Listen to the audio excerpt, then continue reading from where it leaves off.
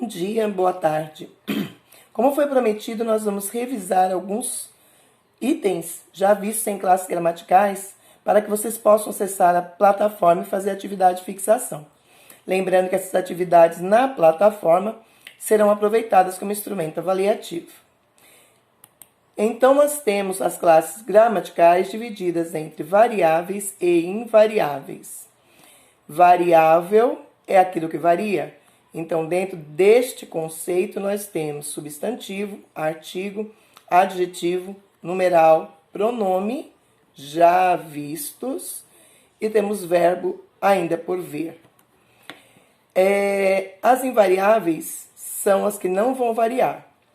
É interessante se a língua portuguesa for saboreada, porque você tem que pensar variável vem de quê? De que varia e varia de que forma? Então, substantivo, artigo, adjetivo, eles vão variar. E vão variar e terão uma relação entre si. Porque esse substantivo está no plural, o artigo vai para o plural, o adjetivo estará no plural. Então, vamos continuar com a nossa revisão. Aqui nós temos a definição delas. A maioria de vocês já as tem no caderno. E nós temos as classes variáveis, que será o nosso assunto de hoje, até pronomes. Nós temos substantivo. O que é o substantivo? É aquilo que vai nomear pessoas, objetos, lugares, instituições, grupos, entes da natureza religiosa, espiritual ou mitológica, nomes de ações, sensações e sentimentos. Bom, aonde que vem um pouquinho de confusão? Eu pego aqui um sentimento, amor. Mas quando eu estou no primário e a professora me chama para conjugar o verbo, ela me chama para conjugar o verbo amar. E eu nunca lembro disso, porque quero que amor seja verbo. E amor é o nome do sentimento sentido. As sensações, eu estou com medo, então medo também é um substantivo. E a gente tem que aprender a ver se está dando nome a alguma coisa ou não, certo?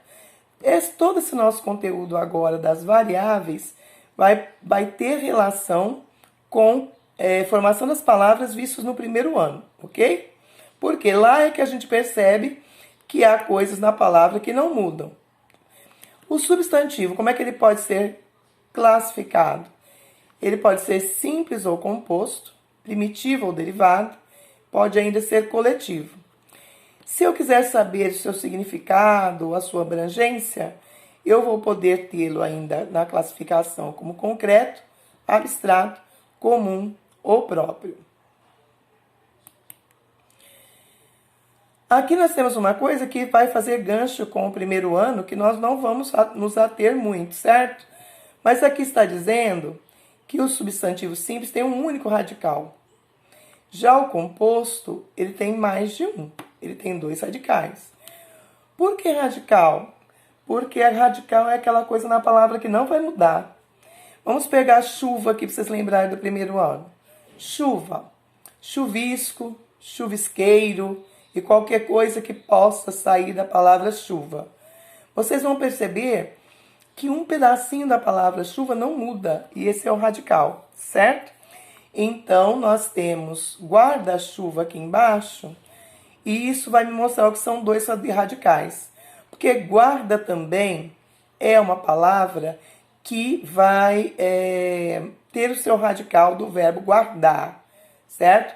Nos proteger, no caso da chuva, guarda-chuva, tá? Vamos pegar essa palavra pernilongo.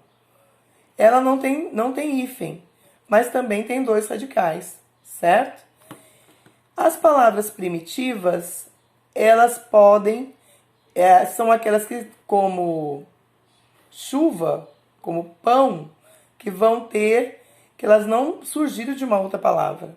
E as palavras derivadas, que vocês vão ver aqui que eles fizeram a mesma sequência, saíram, derivaram das palavras que não surgiram de outras.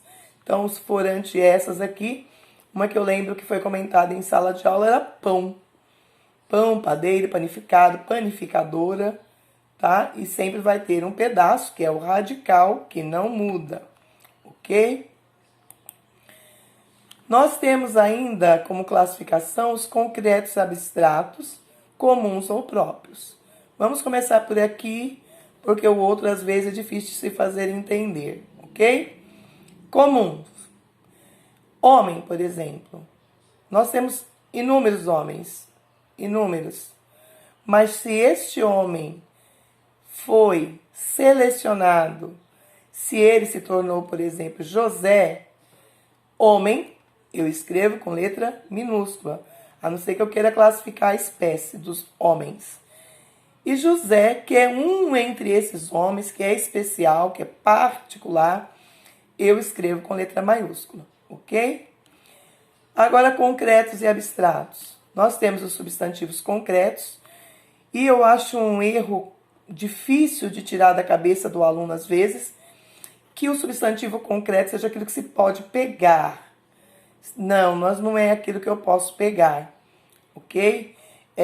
Quando eu tenho um substantivo concreto, ele existe, ao menos na minha imaginação. Por exemplo, ou por contos de fada, ou pelo que seja, quando eu era criança, você também, você conseguiria desenhar uma sereia. Mas é bem mais difícil lembrar que a sereia existe na sua imaginação, porque você passa a achar que é apenas o armário que você pode ir lá e pegar, ou o abacateiro que também pode tocar, que eles seriam os concretos e os outros seriam abstratos. Então, tire da cabeça essa história de que concreto é aquilo que eu posso pegar, certo? Olha quem está aqui, que é o exemplo que eu mais gosto de dar. Ah, Deus é abstrato. Por quê? Porque eu não posso ver? Não, gente. Baseado na fé da maioria dos que estão me ouvindo, Deus é concretíssimo. Eu não consigo formar um desenho de Deus, mas eu o concebo na minha imaginação. Abstratos, ao contrário, eles vão estar ligados às qualidades, aos sentimentos e às ações. Ou seja, para que a Claudina sinta tristeza, é necessário a Claudina. Tristeza não tem uma concepção sem que alguém tenha aquele sentimento, ok? Os coletivos. É interessante uma regrinha básica sobre coletivos. Coletivos são substantivos que são uma coleção da mesma espécie. E a lista é longa, certo? Nós temos aqui cardume de peixes, que é o mais concreto para vocês aqui da cidade de Aruanã. Quando muitos peixes de uma só espécie passam por certa parte do rio, se diz que está subindo ou descendo o cardume, tá bom? Aqui em Aruanã ainda é interessante, porque cardume pode até ir para o plural, se estiver subindo um cardume de pintado e um cardume de piranha, por exemplo, perto, nos mesmos dias, tá bom? Aí seriam cardumes. Mas florante cardume, numa cidade ribeirinha, o coletivo tem uma característica interessante. Embora ele represente muitos, ele deve ser grafado no singular. Então não tem alcateias, tem alcateia. Não tem enxames, tem enxame. É lógico que dependendo da semântica que a gente conversou já, isso pode mudar, né? Por exemplo, um exemplo onde enxames iria para o plural. João estava sem sorte. Por mais de uma vez, enxames de abelha o atacaram. Ele foi lá, perto no pomar, um dia um enxame veio, outro dia outro enxame veio. Então, nesse contexto que eu disse, poderia ter enxames. Mas na hora do ataque, as muitas abelhas são um enxame só. Aqui nós temos, ainda com classificação do substantivo, uma coisa que é muito interessante, que eu vou bater um pouquinho. Tem gente que acha assim, eu coloco lá, altivez, numa questão.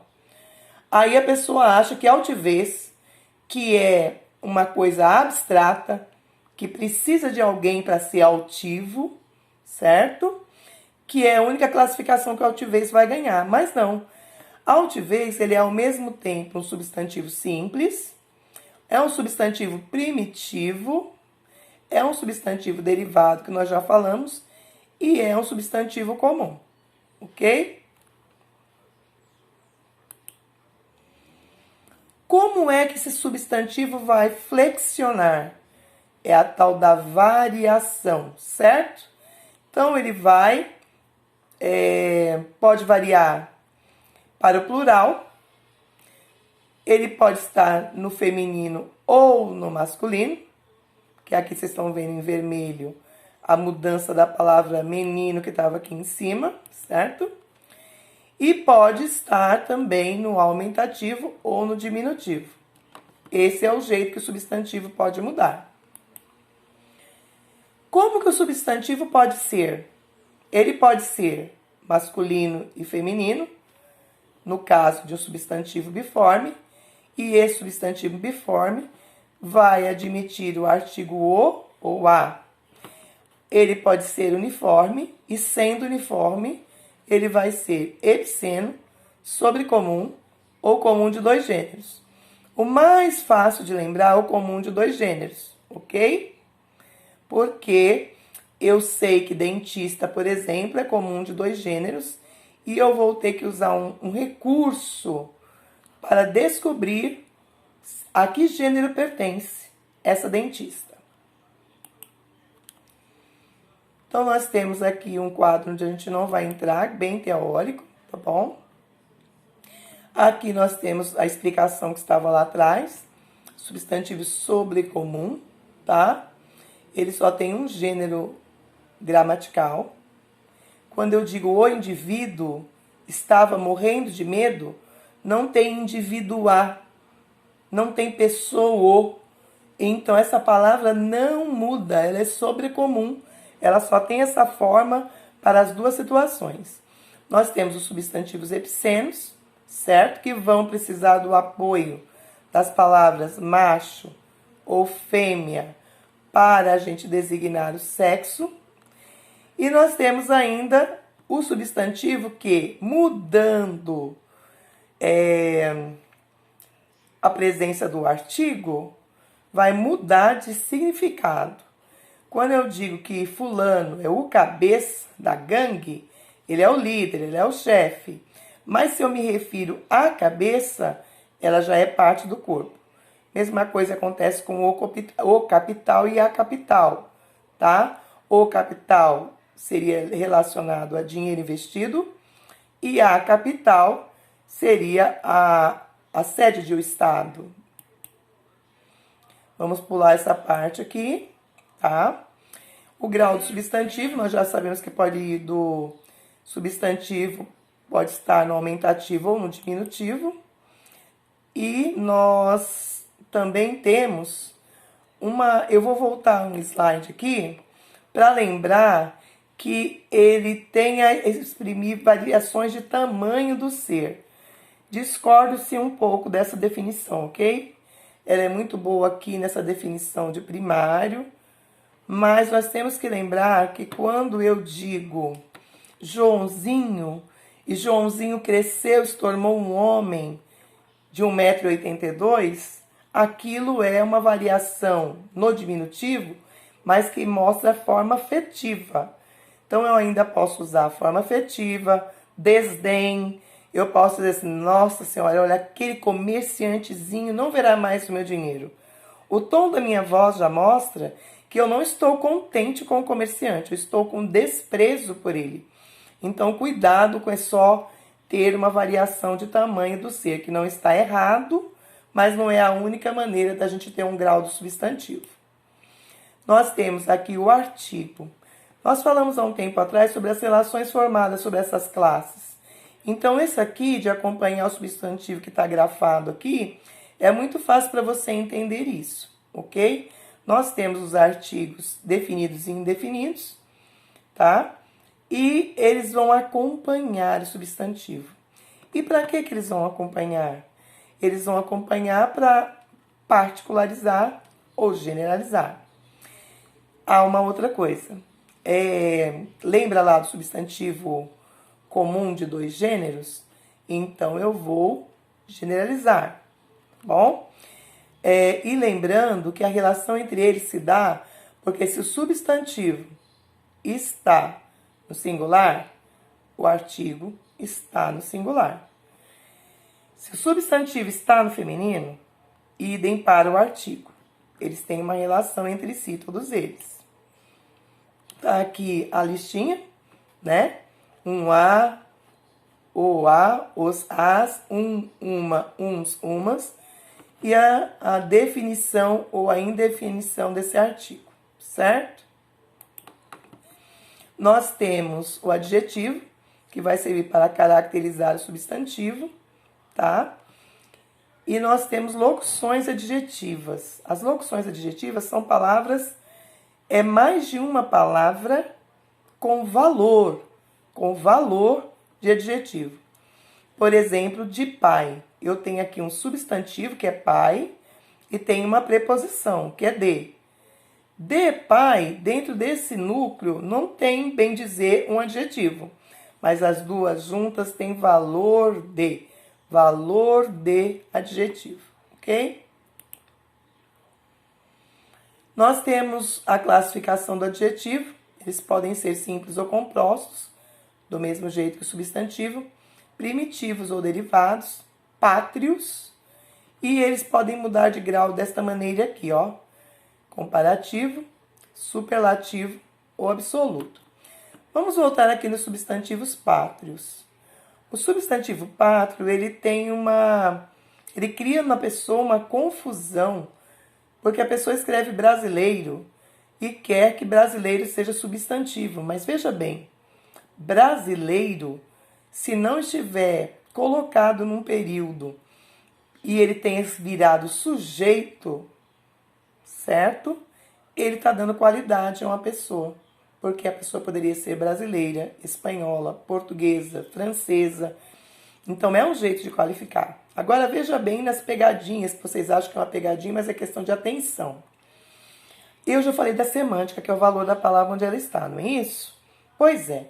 Então, se eu digo assim, o brasileiro é um povo solidário, eu vou conversar com o meu verbo. O que é o brasileiro? Quem é um povo solidário? Aí eu tenho como sujeito o brasileiro. Então aí ele já está substantivado, porque ele representou um monte de pessoas, mas no outro caso, colocado posterior ao substantivo, principalmente, ele é adjetivo.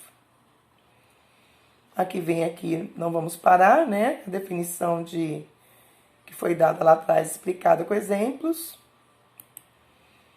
As classificações de adjetivos pátrios. As variações do adjetivo, que assim como substantivo podem ser uniformes e biformes. Quando eu digo feliz, só há uma forma. Maria está feliz e José está feliz. Não muda. Agora, pequeno e pequena tem uma mudança, ok?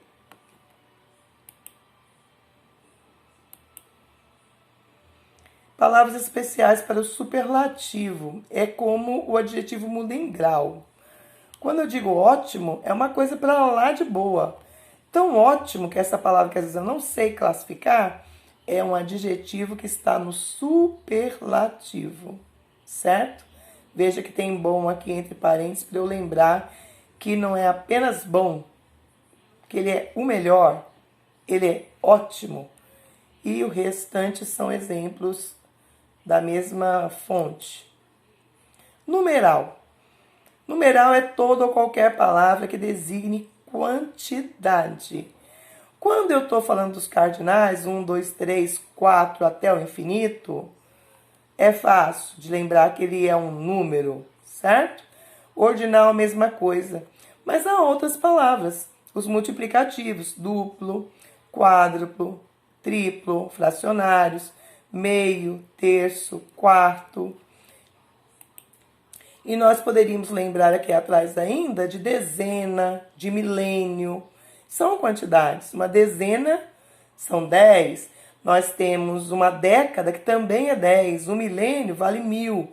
Então, cuidado com palavras no texto que você às vezes não pensa na classificação, mas que você conhece. É só parar e pensar se ela designa uma qualidade, se ela designa uma quantidade, ela é um numeral.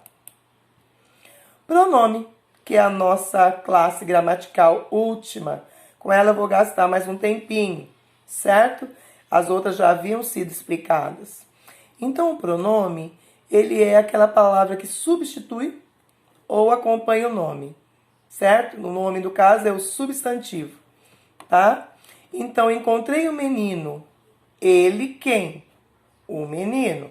Procurava a casa de um amigo e me quem? Eu.